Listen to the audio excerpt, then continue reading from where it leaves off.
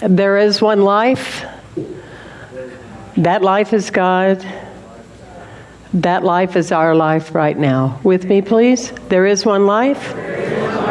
That life is God. That life is our life right now. There is one life. That life is God. And that life is our life right now. And so we ask within our knowingness, not our intellect, within our knowingness. And that is the mind of the heart.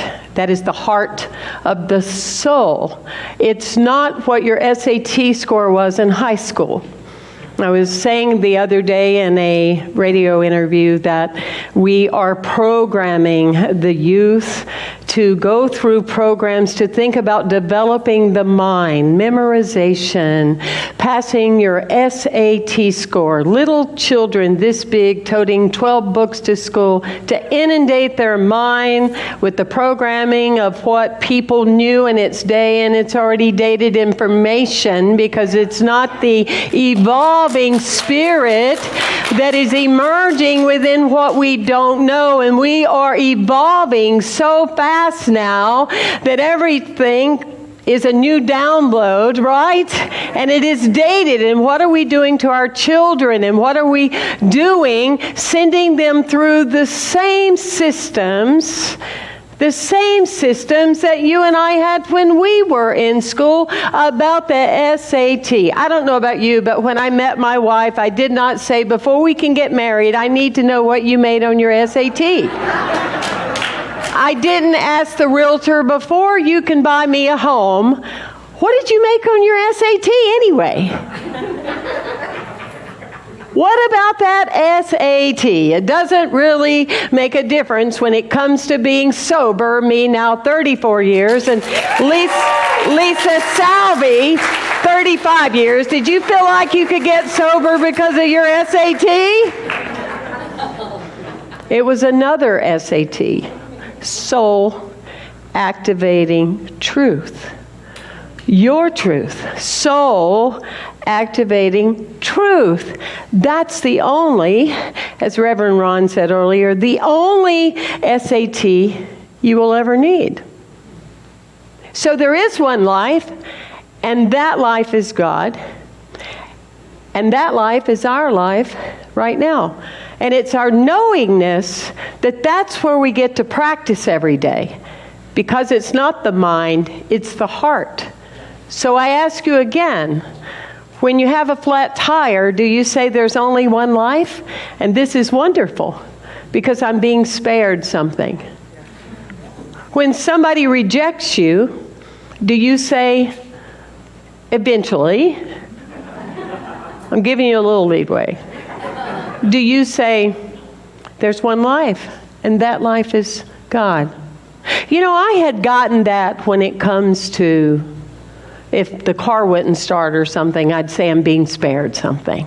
And you've all heard me tell the story of my friend and I when we missed the turn on the interstate, and we were going on and on and on about it, our critical mind. Keep in mind, the mind that you hear is critical is not spirit.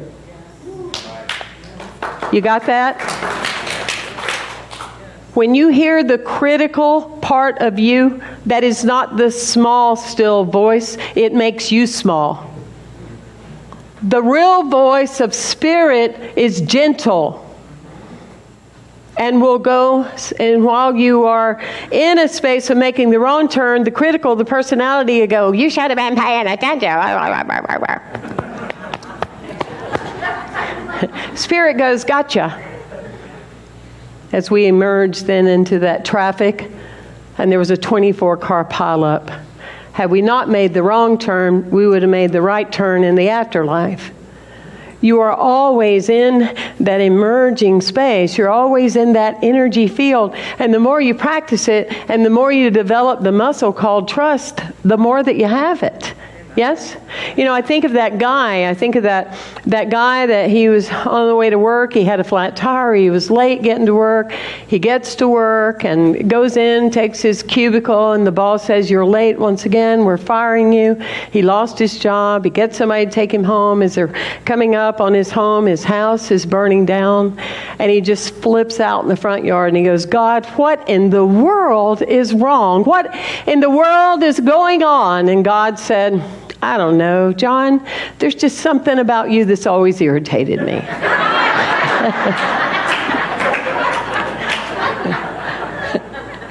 Well, that's how it is being a spiritual being, because I always say it's a meme, it's a picture that you see on social, that religion would be an aquarium with fish inside it.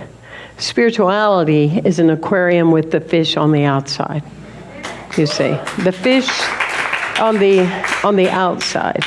And so that is the distinction of freedom. It's the distinction of flowing. And so for all of us coming into unity, even though we may have considered ourselves already following our own SAT, our soul activating truth, and we felt like we were connected to God with no intermediary necessary and all of that, we still needed to shift the way that we pray.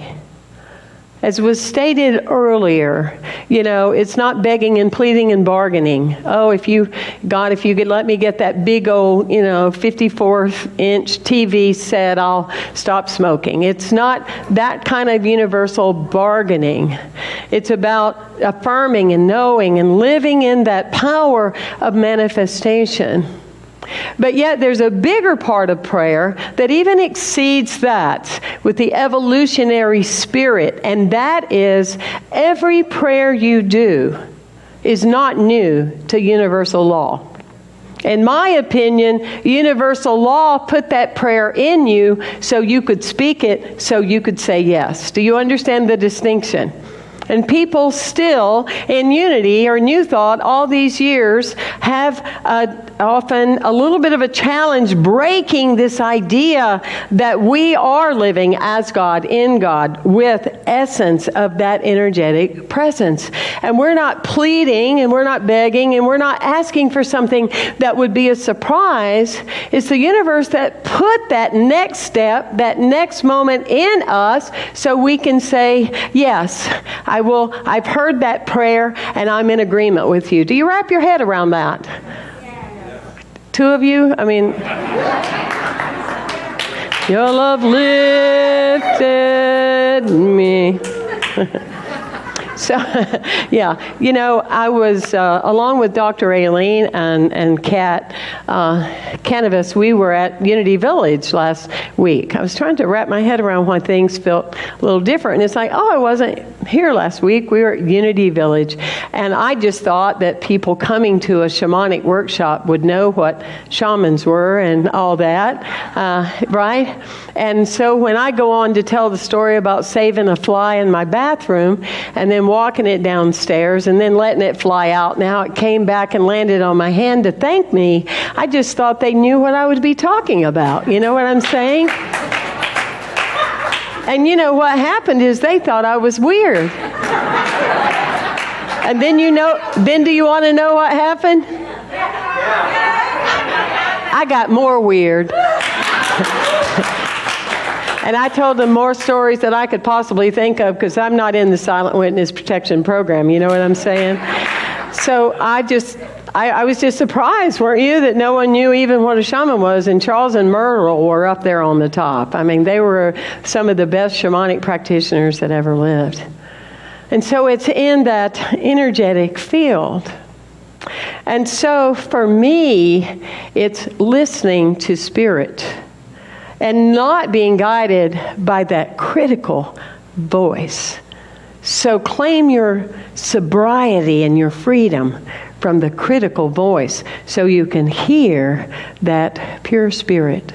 Yes? I remember a few years ago, and a couple of people are here today, we were all prepped to go to Brazil. And we were going to go there and work with some healers. And we were all excited because there was about 12 of us. And we were going on this trip together. And we were just so energized by it. And about 2 weeks before we're supposed to fly out and head to Abidjan, I get this message that I'm not to go. And so I contact all the people that are going on the trip, and they come and sit, and it wasn't an easy conversation because I said, I'm your group leader and I won't be going. And giving them credit, they had to process. But eventually I said, well, look, do you want a spiritual leader that lives their teaching? Or do you want a spiritual leader to say, God told me not to go and I'm going anyway? Which is your choice? Yes? Which do you want? What can you get behind? And what would you do if it were you? And so therefore I didn't go. And 2 days later, the minister that had been here before me, who remained one of my best friends as long as he lived on this planet, his wife died. And I was here where I was supposed to be, because there's one life, and that life is God, and that life is our life right now. So I was extremely surprised this spring.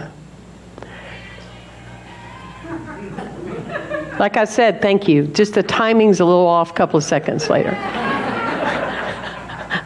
I love you. I did it a while ago. It happened to me too. It happened to me this spring that I was calling someone, telling them I was coming to California for a visit. And she does Akashic Records, and she said, oh, you're not just coming here to visit, you're going to be moving here. And I said, well, news to me. She said, well, your soul's saying it, and you are coming. And I said, well, I don't know anything about it. And she said, well, Unity of Santa Barbara, what about that one? I said, well, it was open a couple of years ago, and I made sure to help somebody fill it. She said, oh, that's how you work. I said, well, I'm set. I'm in love. I love where I am. My mom lives here. I have a little girl. I love everyone. This is the best of any team I've ever had in my life, so I'm set. I thought, well, I handled that. You know what I mean? Do you ever have that happen in your life and you think, well, I fixed that. I fixed that. Okay, shut up. Well, then 4 days later, somebody comes to my home and says, you know how the angels talk to me? The angels are always right. You're moving to California. 2 days later, someone calls me and says, do you have an exit plan? I said, what is going on? Hello, what's happening? Well, because I've had a dream, something big is coming, and you're going to be leaving. So I live by 3 times is the knowing that there's something for me to do. Okay? Whether it's to lose weight.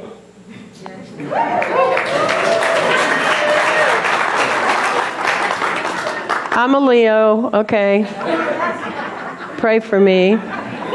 My wife does all the time. Oh, help. 3 times, then I begin to cry because I know this is real. And I know that this is not a dream or someone else's individual hope. This is spirit. And so I tell BB, because when I tell her something, it makes it real. And you're going to ask me at some point, what did she say? And she said, well, you're not going anywhere without me. So that's what she said. So this went on.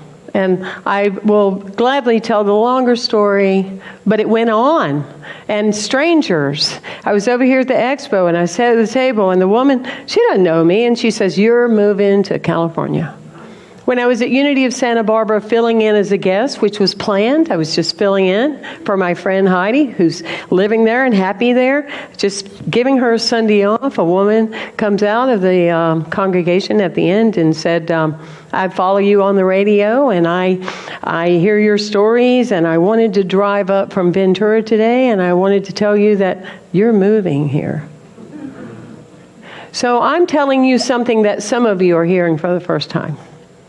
And I understand that. But I will tell you that I have cried a lot. Because this work and the calling of God isn't always the easiest calling. And it's the first time in my life, that I am leaving everything I love. Do you understand that? That's not frou-frou, kissy-kissy. That's fact. It's the first time in my life that I am leaving everything I love. Community. 18 years I have been here. My mom lives here. A 30-year dream. Lives right here in St. Petersburg. I have a little girl here. All of you. I've always left with still a need to improve 25 or 30%. Do you understand what I mean? Yes. Right? Yes. I've always left knowing that, hey, it's pretty good, but it's not ridiculously amazing. And so I felt that spiritual maturity, as I said, this is what I must do. This is what I'm being called to do. And a lot is still being revealed. But in that space, I felt that I've been here 18 years, so I birthed my own ideas here. I have been here and graduated this concept, this innovative spiritual community. And I dare say, not because of me, but because of Spirit and all the teams that showed up that make that happen. We are, on note, one of the greatest New Thought spiritual communities that have ever existed. And you can give yourself that. You can give yourself that. And it's all of you. And all of you. So I wanted to tell you from my heart what this is. Because, first of all, I was going to wait till later, but I don't like secrets. I lived in secrets as a child, so people wouldn't lock me away being gay. I lived secrets being an alcoholic because I was in secret even to myself. So I sure couldn't tell anybody else because I was like in a big old secret about that. I don't like secrets. I don't enjoy them. They're not comfortable. And I am just authentic. And I don't want to hold anything back because the other part of it, I don't know if you noticed, but church people sometimes gossip. Have you ever... I love everybody, but they can tell some stories. But you're hearing this story from me. This has nothing to do with COVID. It has nothing to do with anything that has occurred other than pure fact, what I just told you. When somebody tells you 8 times that you're going to do something within a month, if you don't do it, you're not living and manifesting and working with one life that's God. You really aren't doing it for the greater good of yourself or anyone else. And if you don't listen, I did that one time in my life when I was sober and I was in a wonderful relationship. I had helped him build a church and he was then going to help me, and I got the message I had to go. And I didn't honor that message. And it took a toll on my health. You listen. You listen. And you understand that. So thinking about the consciousness of this place and the congruency and all that you are and all the years that you have given to this place, the next biggest part for me, unlike most ministers, than just saying this is what's going to happen and I wish you all well. No. I love you. And I wanted to hold in heart and in prayer with the Board of Trustees, how can we keep this community as great as it is and then to exceed that, you see? How can that be? So we have a new spiritual leader that is coming. And she's going to be relocating to be here. Okay? You trust me? Yes. Well, that was 2 of you. I mean, you 2... You trust me? She is relocating from one hall to the other. It's Reverend Kimberly Harrell.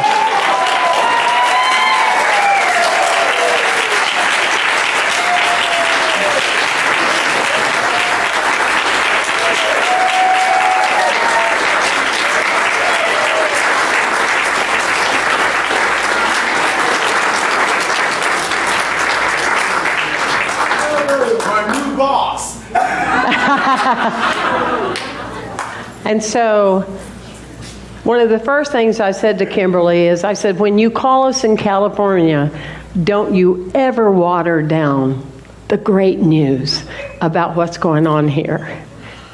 Don't you ever water it down. You call me first, because I'm going to be so elated about what's going on here. And the beauty, for me, I had a lot of death before I was 12. Those of you that know my story, have read my book, know that all my great-grandparents died, my great-aunts, my great-uncles, the little cousin drowned, and blah, blah, blah, blah, blah, blah, blah. I learned early on, and as the president of the student body in my high school, I spoke at our graduation, and the whole thing was, we may never pass this way again. And so I learned early on in my life, if you love someone, you tell them. If you value them, you say so. If you're in gratitude, then you let that be known. And you live out loud in that way. You don't have to wait until people die to say, oh boy, there was a few things on my mind that I could have said. Now you know that's your personality anyway. Life is always getting better. That is what it is. And life is always emerging forward. And if this is right for me, it's right for all of you. It can't be any other way, because we're working with a law. And I feel complete with the teacher archetype of knowing that I have told you I love you constantly. Yes, absolutely. Some of you have had to work on it a little harder. But I have shared how I feel, how I care, and how I love you. I have no regrets. I have no remorse. It's been stated, it's been said. 18 years is a long time. A long time. You understand that? And I want to say what an honor it has been to serve you and be with you and laugh with you and go through COVID with you, with the mask and all the things that we have had. And as my wife always says, relationship will mean as much as you want it to mean. And so it's not over for me if it's not over for you. I still have the same friend I've had since I'm 3 years old and she's 4. Okay? So if you want to be in my life, I'm all in. It has to be reciprocal, though. I'm not going to write you more than 3 times. You never write me back. We're going to keep going. No. This isn't forced love. But we are here in the presence and the energy of God. We're going to go through Spirit Expressing together. We're going to have the best banquet ever. We will be exiting out sometimes before the end of the year. And I just am asking you for your prayers and your love and your energy, and just again thanking you for teaching me so many things, because oh my gosh, some of you, especially Gail, know that I started here in my 40s and I'm just barely over that, so don't go there. Well, you have helped me grow up a lot, helped me mature a lot. You've helped me be a grown-up a lot, and I'm very grateful, because I do believe with all of my heart that there is one life. And that life is God. And that life is our life right now. And as things develop for me, I will share with you. But just know that you are going to have an amazing leader. She's chomping at the bit. So I'm like, just give me 5 more minutes, okay? Kimberly, stand up. Reverend Kimberly. She's an amazing leader. Yeah. Amazing leader. And Reverend Richard, and holding the prayers and the light and all of that. And I'm going to just say, and so it is. I feel complete.